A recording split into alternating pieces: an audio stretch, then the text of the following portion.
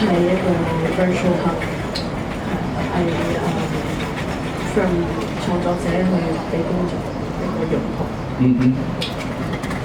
我覺得係 a place where you can seek solace， 同埋係一個地方 escape 咁。有個 term 叫 sanctuary 啊，即係你入咗去嗰度好似有個係啦一個好安全嘅空間，好舒適嘅空間，好好啊！呢度都係嘅。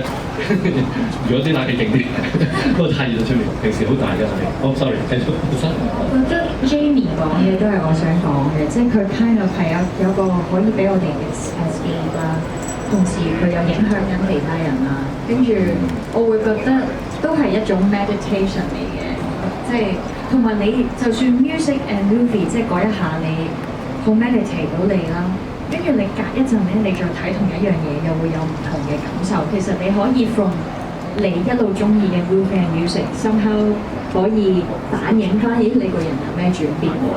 即係例如我以前好中意睇一套電影，我發現我幾年睇之後，發現咗自己好似冇咁中意有啲嘢，咁你就會覺得原來自己有啲唔同喎咁樣。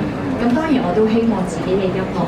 我嘅 fans 所以一路都中意啦，即係間唔中聽翻，但係我真係覺得每一次聽都會有唔同嘅感受，呢樣嘢係 somehow 佢係一個 feedback to yourself 咯，呢一個感受。好，俾掌聲3位，跟住俾掌聲你哋啦，因為咧我哋已經成咗個 Q&A 時間嘛，快問。